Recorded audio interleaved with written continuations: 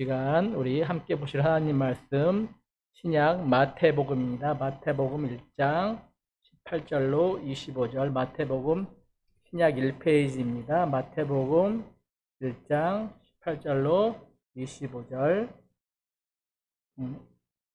다 같이 읽겠습니다. 예수 그리스도의 나심은 이러하니라. 그 모친 마리아가 요셉과 정혼하고 동거하기 전에 성령으로 잉태된 것이 나타났더니 그 남편 요셉은 의로운 사람이라 저를 드러내지 아니하고 가만히 끊고자 하여 이 일을 생각할 때 주의 사자가 현몽하여 가로되 다윗의 자손 요셉아 내 아내 마리아 데려오기를 무서워 말라. 저에게 잉태된 자는 성령으로 된 것이라. 아들을 낳으리니 이름을 예수라 하라. 이는 그가 자기 백성을 저희 죄에서 구원하실 자이심이라 하시냐. 이 모든 일에 된 것은 주께서 선지자로 하신 말씀을 이루려 하심이니 가라사대 보라 처녀가 잉태하여 아들을 낳을 것이요 그 이름은 임마누엘이라 하리라 하셨으니 이를 번역한즉 하나님이 우리와 함께 계시다 함이라. 요셉이 잠을 깨어 일어나서 주의 사자의 분부대로 행하여 그 아내를 데려왔으나 아들을 낳기까지 동침치 아니하더니 나음의 이름을 예수라 하니라. 아멘. 마태는 우리가 잘 알고 있는 대로 예수님은 성령으로 잉태된 하나님의 아들이고 죄인의 구주시며 또 우리와 함께 계시는 하나님 임마누엘이라고 말하고 있습니다. 예수님은 의롭고 신실하신 다윗의 자손으로 이 땅에 오셨습니다. 하지만 그분은 땅에 속한 다윗의 나라로부터 오신 것이 아니고 하늘로부터 성령으로 잉태되어 오신 것입니다. 그리고 다윗의 나라는 무너졌지만 다윗의 자손으로 오신 예수님은 우리에게 무너지지 않을 영원한 나라를 선물로 주신 분입니다. 오늘 본문은 마태가 예수님의 잉태에 대해 소개하는 내용입니다. 마태는 그 예수님의 잉태 기사를 통해서 예수님에 대해 우리에게 어떤 얘기를 해주려고 하는 것인지 함께 나눠보기 원합니다. 첫째로 마태는 예수님은 성령으로 잉태된 하나님의 아들임을 우리에게 말해줍니다. 본문 18, 19절 함께 읽겠습니다. 예수 그리스도의 나심은 이러하니라. 그 모친 마리아가 요셉과 정혼하고 동거하기 전에 성령으로 잉태된 것이 나타났더니 그 남편 요셉은 의로운 사람이라 저를 드러내지 아니하고 가만히 끊고자 하여. 우리가 알고 있는 예수님의 어머니 마리아가 약혼하고 남편 요셉과 동거하기 전에 성령으로 인하여 임신을 하였습니다.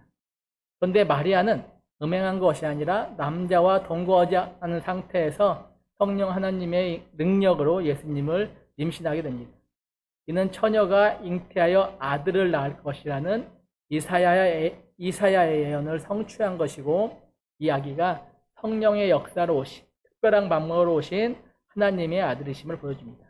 하지만 이걸 요셉의 입장에서 보면 약혼한 마리아가 자기가 아닌 다른 남자와 음행함으로써 아기를 가졌다고 볼 수밖에 없는 그런 상황입니다.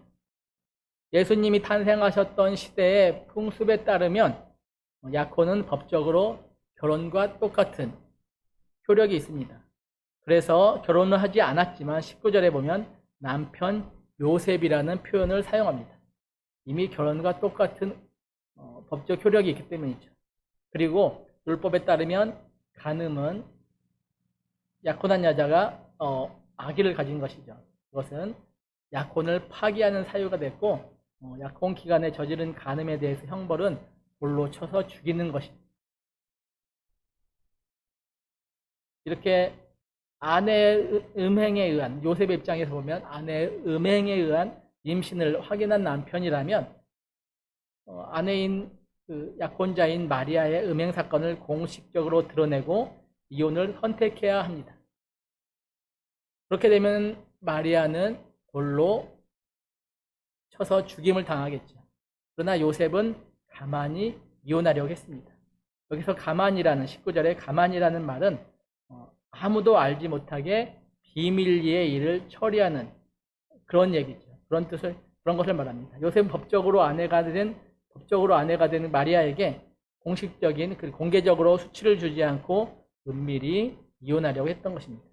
요셉은 의로운 사람이라고 했는데, 그는 요셉이 뭐 착한 마음, 어진 마음을 가진 사람이란 뜻이 아니고 율법에 충실한 사람, 율법대로 행동하는 사람이란 뜻입니다. 하지만 요셉은 그 율법대로 행동하는 거기에 그치지 않고 율법을 잘 지키는 의인이었지만 마리아에 대한 동정심으로 공개적인 수치를 마리아에게 주지 않고 개인적으로 마리아가 잉태한 문제를 해결하려 했던 것입니다. 여기서는 요셉은 의인됨과 그 동정심의 조화를 보여주는데, 의인됨이란 뭐냐면 신앙이에요. 그러니까 하나님 말씀을 얼마나 잘 지키냐. 이것인데 이걸로 끝나지 않고 동정심, 다시 말하면 어떤 신앙으로부터 나오는 행위까지도 갖춘 사람이라. 단순히 나는 하나님을 믿습니다 말만 하는 것이 아니라 하나님을 믿는다고 말하는 사람의 어떤 책임을 다하는 모습들을 요셉은 우리에게 보여준다는 것이죠.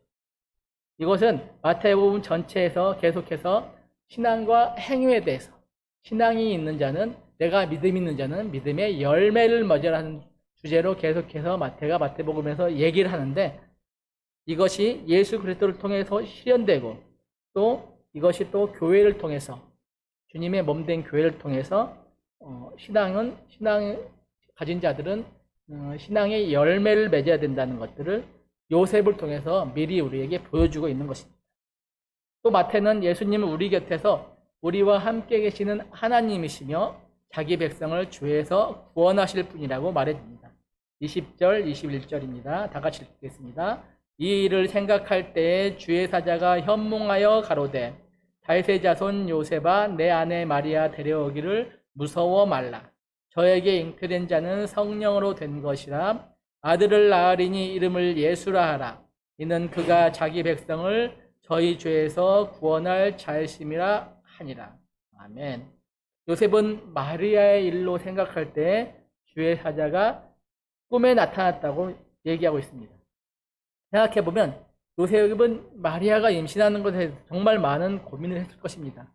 결혼을 하지 않았는데 아기를 가졌다. 도대체 어떻게 해야 되는지, 지금의 상황에서도 어떻게 보면 용납하기 어려운 일인데 지금보다 여자들에게, 특히나 여자들에게 엄격했고 잔혹했던 이 시대에 임신이 된 아내의 이야기를 들었을 때 그의 고민은 우리가 상상할 수 없을 정도로 컸을 것입니다. 그런 요셉에게 꿈에 하나님의 사자가 나타납니다.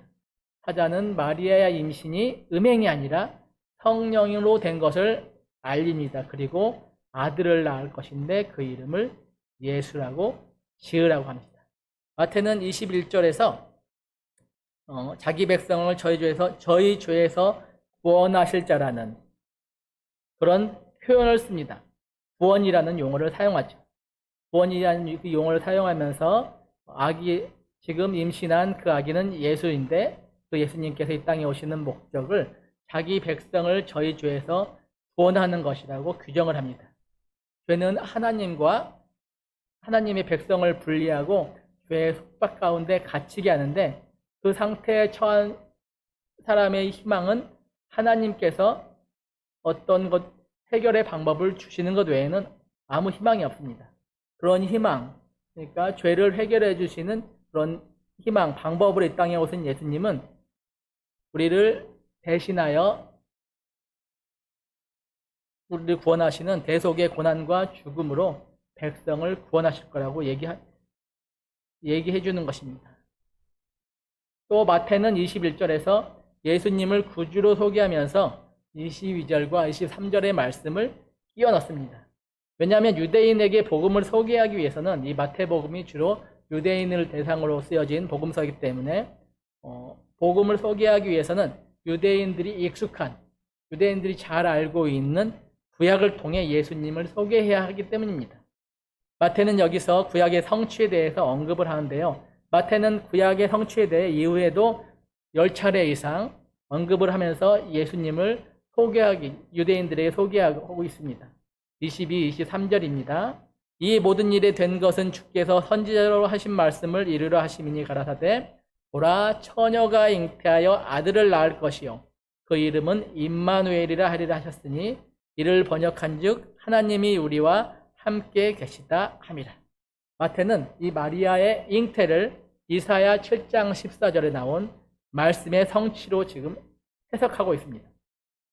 임마누엘은 원래 히브리어 단어인데 헬라어식으로 읽은 거예요. 그래서 이 뜻은 하나님께서 우리와 함께 계신다는 뜻입니다.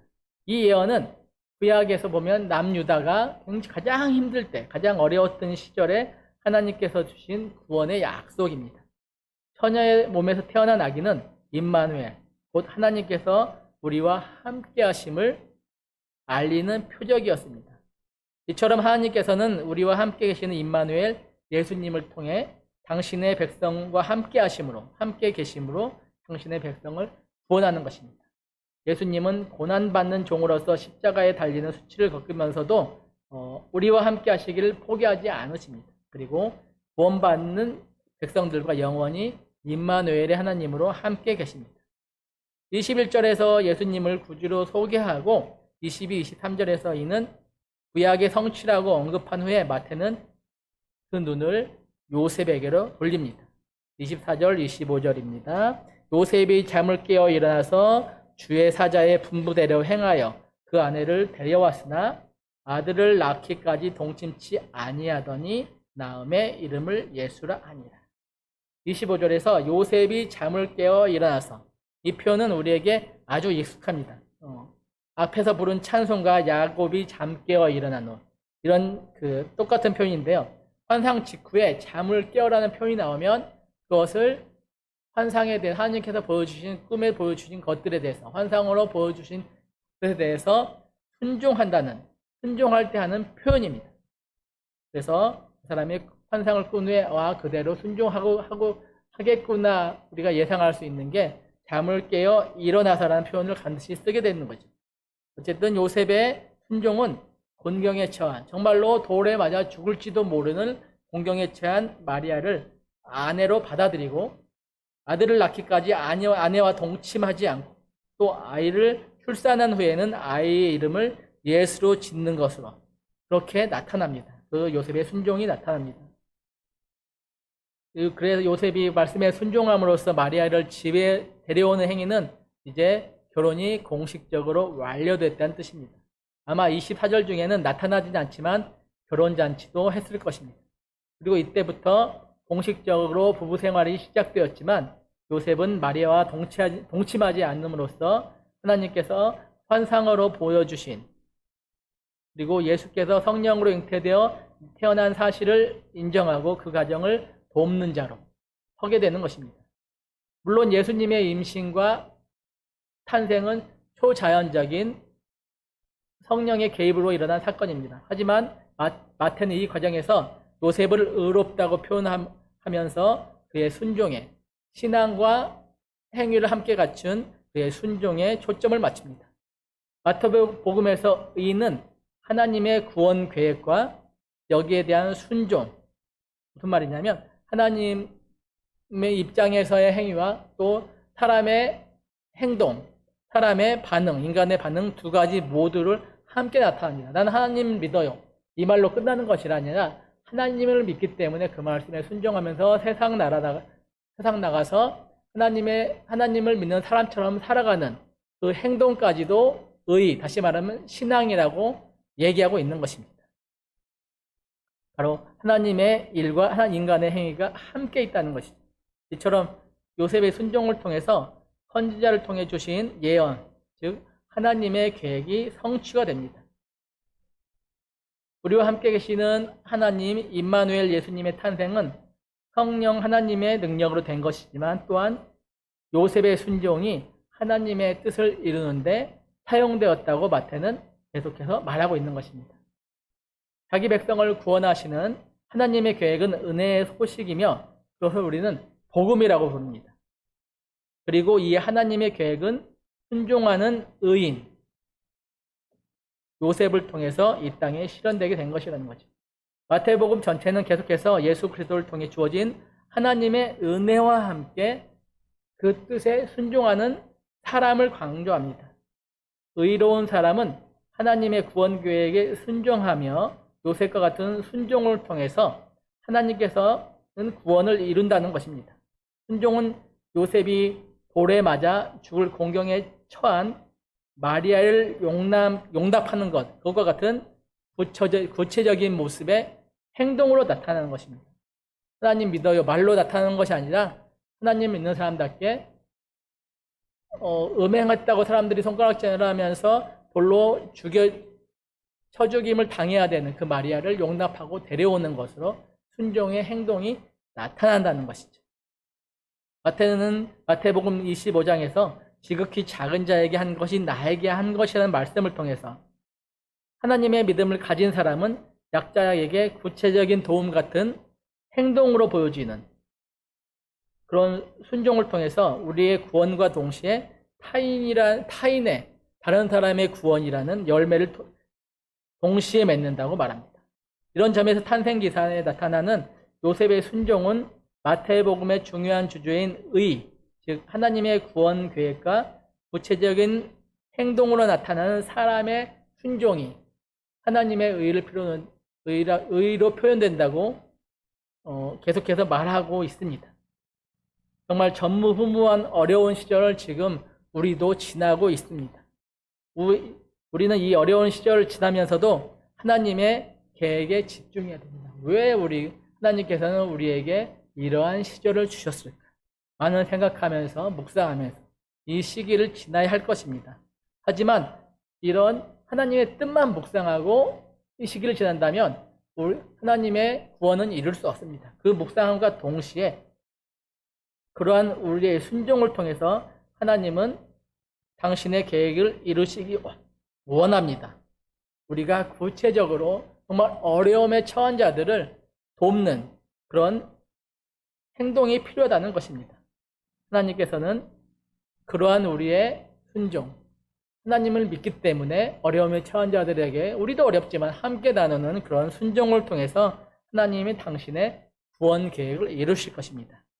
요셉이 마리아를 용납하고 돌봄으로써 죄인의 구주시며 우리와 함께 계신 예수님, 하나님이신 예수님의 구원 계획을 이루는 데 사용된 것처럼 오늘 또 우리가 서로 사랑하고 서로 나누는 순종으로 하나님의 구원 계획을 이루는 데 사용되는 우리 동산의 식구들이 되시기를 간절히 축원합니다. 사랑해 주님 감사합니다. 우리 또 예수님의 잉태기사를 통해서 요셉의 순종을 봅니다. 그냥 나는 하나님을 믿어요. 하나님 말씀 믿습니다. 그것이 아니라 행동으로서 하나님을 믿는 믿음을 표현하고 또 하나님께서는 그 요셉의 순종을 통하여 당신의 구원 계획을 이루셨음을 우리가 보게 됩니다. 주님, 우리가 하나님을 믿기 때문에 이 시간 이 이른 새벽 나와 주님의 말씀을 통해서 함께 기도합니다. 하지만 함께 기도하는 것을 끝내지 않게 하시고 우리에게 주어진 하루 동안 우리에게 주어진 사람들을 섬기며 또한 돌아보는 그 행동으로서 주님의 구원을 이뤄나갈 수 있도록 은혜 허락하여 주시옵소서. 귀한 하루 주심에 감사드리며 예수님의 이름으로 기도드립니다. 아멘.